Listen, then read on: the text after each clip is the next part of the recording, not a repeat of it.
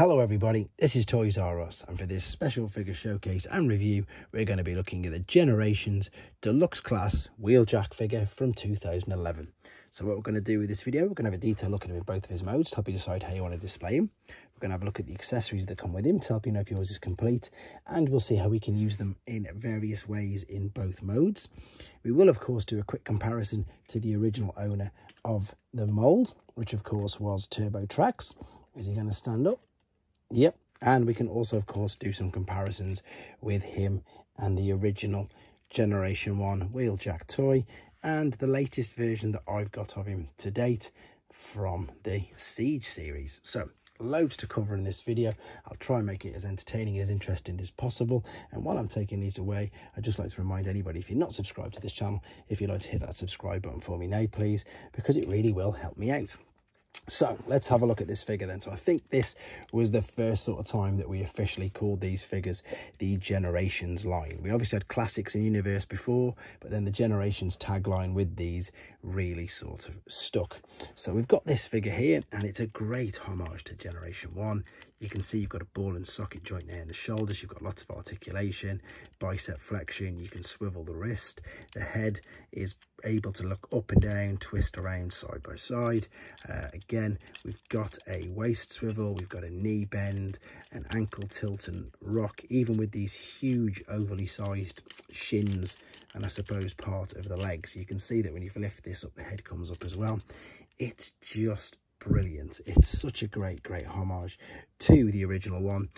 When you spin around to the back, there's quite a bit obviously of stuff open up at the back, as in big gaps, but you just can't see this, and I think back in 2011 they will be definitely forgiven for indeed having them particular gaps. So let's have a look at some of his accessories. You've got these two parts here. These are I suppose officially known as wrenches, like so. They've got two C-clips on them, but what I like to do, well, I'll show you they're supposed to go first and foremost in his hands. Oh, let's pop them in. I'm trying to reach over. There we go. In his hands, I suppose, as wrenches, because let's be honest, Wheeljack liked to fix things. But what I like to do with these, just give it a little bit of a different edges, clip them both on the back, and these look like over the shoulder rocket launchers, because the G1 original had both of them. They weren't these particular colour, they were more like his normal standard weapon, which you've got there. But the G1 original, as you're about to see, has again the same huge shins, and it's got slightly better proportioned arms than the G1, but it just always reminds me of having these over the shoulder big cannons there. I love the homage to the wings at the back, etc. Color scheme is perfect, stickers is good. Obviously haven't got all the sort of sponsors on it, but it's just an absolutely fantastic homage to it. So this is the normal rocket launcher that comes with this particular figure. So you can, I mean, you've got two choices. You can put this in his hand. This is how I display him as well, to be honest guys. When for some reason it keeps, why is it falling out on me? I've no idea. Let's see, get it right down. That's better. In fact, what I'm going to do is I'm going to show you how it's supposed to be, because I'm having quite a bit of trouble with that. Let's just lift these up.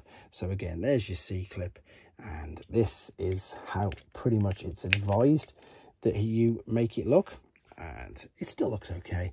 I prefer the twin ones, to be honest, and the two ratchets in his hand. If we have a look at the packaging, we can see we've got the brilliant artwork of him there. We can see there's only one of these, because these are double up underneath. I'll show you in a second in his vehicle mode, and there you can see that he's got the converting blaster to the over the shoulder cannon and the ratchets there, not the figure. If you want to read that, you can pause that now and have a quick read of it, and we can have a look there at his lovely alternate mode, sports car mode as they're calling it, which is what we will do right now as well. So let's have a look. So I've took the accessories off, because if you look from underneath or from the side, there's this big gap here like that, and what it's got in the instructions for you to do is to take these again. These little C-clips will fit around there, and this makes it look, I'm sure you'll agree, far more aesthetically pleasing. Very simply, they just clip there, and it sort of fills in the gap. Either way, it looks a million times better. Now the other thing is this gun, Also folds into two like this, so it can be stored as well. And this little tab here, if I show you, in fact I'm going to show you where it is, you can see is coming through the underside of there. So very carefully, that is where you would store it. So there it is, it's in there. And again, you take it out and position it however you want to. Bear with me while I try and reattach this. If you're interested in the transformation process, guys, that will be uploaded separately onto another video, just in a bid to keep the length of this video down, and indeed not to spoil it. If people who don't want to see it, they can see it themselves in a separate video. So in fact, what I'm going to do, I'm going to now show you something that's, I think it's in instructions, but I can't remember, but it's something that's, I suppose it's a little bit out there. We've already mentioned that this guy was the original owner of the mould. I'm sure you can pretty much tell that. Obviously we've got a different head sculpt, slightly different legs. This guy's a much smaller, which also reminds me that I know definitely in the instructions, do not try and pull the legs as far down as you can see there in this particular one, because you will just break it.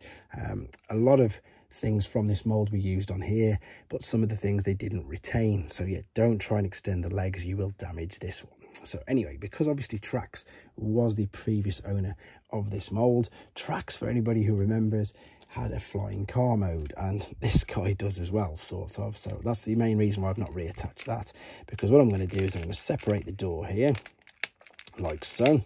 I'm going to fold it out, fold the wing out, and then attach this back above it. So there's the gun. So you can indeed as well, you can mimic and make a flying car mode.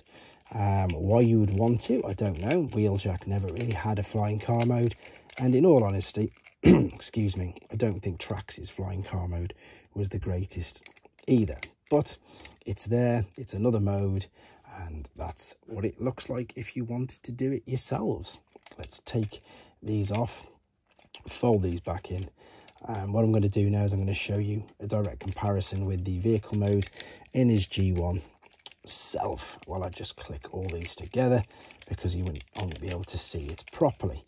So it's quite fiddly, this is, to be honest. The transformation process, again, which you will see separately, it can be quite fiddly. So he says, can you click everything in? Yes, there we go. I just need to put these there because, as I've said earlier, it does look awful unless these are filling in the gaps. So that's on there, and we've got the original G1 there. It's nowhere near as white, unfortunately. It's way bigger, isn't it? It's so much bigger. Again, you've lost the initial decals of the numbers in the actual sponsors, but you've retained the main things, the main colour scheme, the strips on it, how it looks, mini spoiler at the back, etc. Again, you can really see the size difference with that.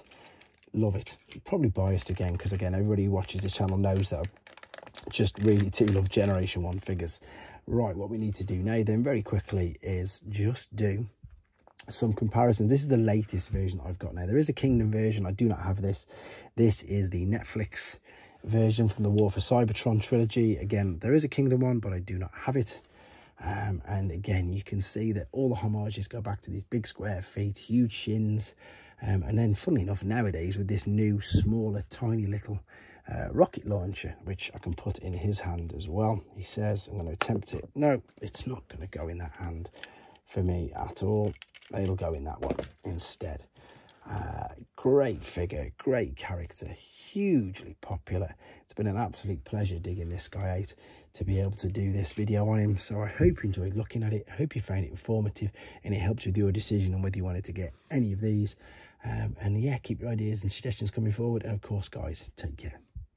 Thanks for watching. Like and comment. And don't forget to subscribe.